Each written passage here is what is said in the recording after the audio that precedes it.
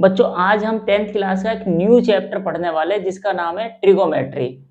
हिंदी में इसे त्रिकोणमिति कहते हैं। इस चैप्टर को हिंदी और इंग्लिश दोनों में कवर करेंगे हम। इस चैप्टर का आज हम बेसिक पढ़ने वाले हैं। तो बेसिक समझने से पहले मैंने जो ये लिखा है इसके बारे में हमें समझना पड़ेगा।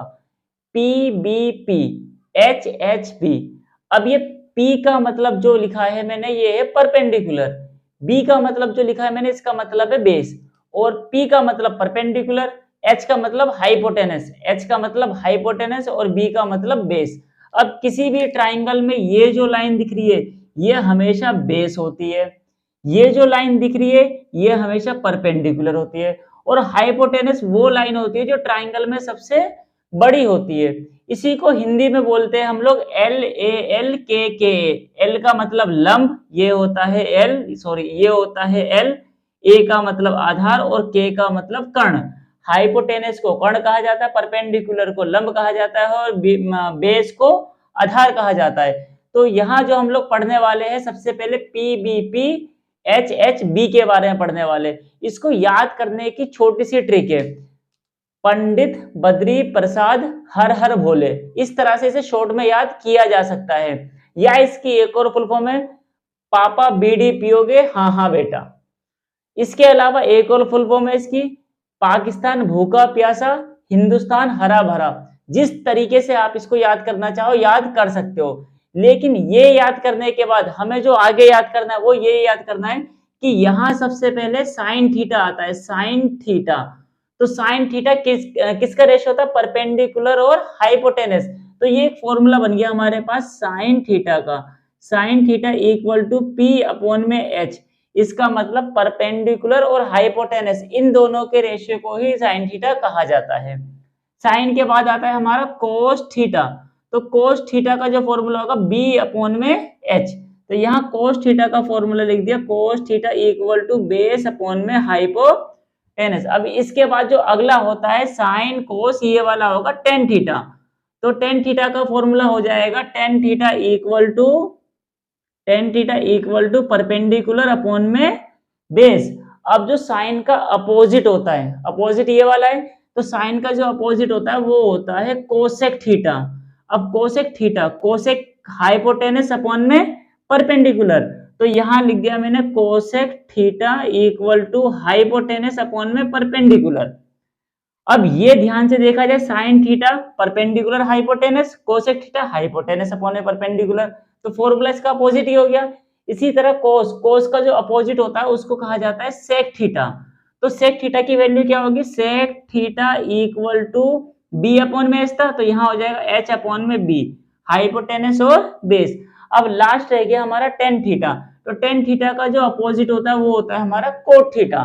तो यहाँ टेन थीटा का जो अपोजिट बनेगा tan theta equal to, tan theta का तो हो चुका था हमारा, अब किसकी बारी है, कोट थीटा की। कोट थीटा क्या होगा, बी अपॉन में पी। तो यहाँ कोट थीटा की वैल्यू आ जाएगी बेस अपॉन में परपेंडिकुलर। अब यहाँ हम थोड़ी वैल्यू समझ लेते हैं। अगर मान लो यहाँ बेस की जगह में 3 रख दू, परपेंडिकुलर की जगह 4 रख दू और हाइपोटेनस की जगह 5 रख दू, थोड़ी देर के लिए एज्यूम कर लेता हूं। तो साइन थीटा अगर पूछे तो परपेंडिकुलर हाइपोटेनस, परपेंडिकुलर 4 हाइपोटेनस 5, इसका मतलब ये आ जाएगा 4 अपॉन में 5। तो इस ट्राइंगल में साइन थीटा इक्वल है 4 अपॉन में 5। बेस अपॉन में हाइपोटेनस है कोस थीटा, तो बेस ये रहा हाइपोटेनस ये रहा, तो 3/5 हो जाएगा। इसी तरह टेन थीटा, टेन थीटा होता है परपेंडिकुलर अपॉन में बेस, परपेंडिकुलर 4 है और बेस क्या है 3, तो 4/3। अब कोसेक थीटा साइन का उल्टा कर दो, 4/5 था तो ये आ जाएगा 5/4। सेक थीटा कोस का उल्टा कर दो तो यहाँ आ जाएगा 5/3, और टेन थीटा का उल्टा कर देंगे कोट थीटा बन जाएगा 3/4। 4/3 था तो हमने 3/4 कर दिया इसको। अब ये जैसे इंग्लिश में है वैसे ही हिंदी में LALKKA। इसको भी शॉर्ट में याद करने की ट्रिक है, लाला आया लाया कच्चे कच्चे आम, इसको ऐसे भी याद किया जा सकता है। तो परपेंडिकुलर की जगह L ले लेता है, बेस की जगह A ले लेता है और हाइपोटेनस की जगह K ले लेता है। तो ये बेसिक कॉन्सेप्ट समझ में आ गया होगा। इसके अलावा साइन थीटा के और भी फॉर्मूले होते हैं। अगर मैं साइन थीटा का ये वाला फॉर्मूला लिखूं, यहां लिख दिया मैंने साइन थीटा का दूसरा फॉर्मूला, या फिर यहीं लिख देते हैं फॉर्मूले। ये लाइन थोड़ी देर के लिए रफ कर देते, ये हमारे पास नहीं है ऐसा मान लेते हैं। तो साइन थीटा का जो फॉर्मूला है, साइन का अपोजिट क्या होता है, कोसेक। तो साइन थीटा पी अपॉन में एच तो होता ही है, साथ में होता है 1 अपॉन में कोसेक थीटा। फिर बात करते हैं कोस थीटा किसका उल्टा है, सेक का। तो कोस थीटा का एक ये फॉर्मूला भी होता है 1 अपॉन में सेक थीटा। अब टेन थीटा, टेन थीटा किसका उल्टा होता है, कोट थीटा का। तो टेन थीटा का फॉर्मूला बन जाएगा 1 अपॉन में कोट थीटा। अब बात करते हैं कोसेक, कोसेक किसका उल्टा होता है, साइन का। तो cosec theta equal to 1 upon में साइन थीटा। फिर इसके बाद बात करते हैं सेक थीटा, सेक किसका अपोजिट होता है, कोस का। तो ये 1 बच जाएगा 1 बाई कोस थीटा। फिर कोट थीटा, कोट किसका उल्टा होता है, टेन थीटा का। तो ये बन जाएगा 1 अपॉन में टेन थीटा। तो ये इसके बेसिक फॉर्मूले थे, और बेसिक फॉर्मूले बहुत ही आसान है, दोबारा बता देता हूँ। साइन थीटा परपेंडिकुलर अपॉन में hypotenuse, cos theta base upon में hypotenuse, tan theta perpendicular upon में base, cosec theta hypotenuse upon में perpendicular, sec theta hypotenuse upon में बेस, और कोट थीटा बेस अपॉन में परपेंडिकुलर। इसके अलावा sine theta 1 by cosec theta, और cosec theta 1 by sine theta, cos theta 1 by sec theta, और sec theta 1 by cos theta, tan theta 1 by cot theta, और cot theta 1 by ten theta. तो ये फॉर्मूले इसके short में बना दिए हैं। अब इसी में हम लोग ये समझेंगे कि बेस क्या होता है, परपेंडिकुलर क्या होता है, और कब बेस चेंज होगा, कब परपेंडिकुलर चेंज होगा। सबसे पहले यहाँ मैंने दोनों ट्राइंगल बनाए, दोनों ट्राइंगल की मेजरमेंट सेम है, ए बी सी 3 4 5 3 4 5। अब इस ट्राइंगल में अगर मुझे पहचान करने को दी जाए तो सबसे बड़ी जो साइड होती है वही हमारी हाइपोटेनस होती है। 3 4 5, 5 सबसे बड़ा है, तो ये जो होगा हाइपोटेनस होगा।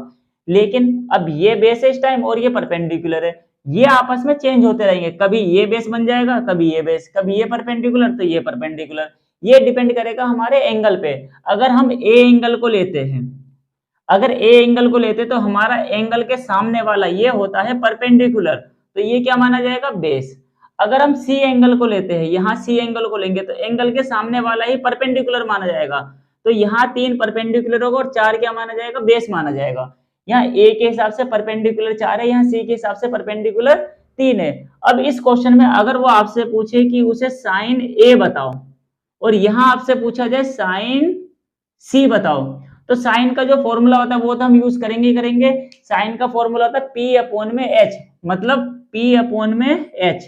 तो यहां मैं जो लिख दूंगा साइन ए परपेंडिकुलर और हाइपोटेनस, तो ए के हिसाब से परपेंडिकुलर ये है, तो परपेंडिकुलर की जगह 4, हाइपोटेनस की जगह लिख दिया 5, तो साइन ए हुआ 4/5।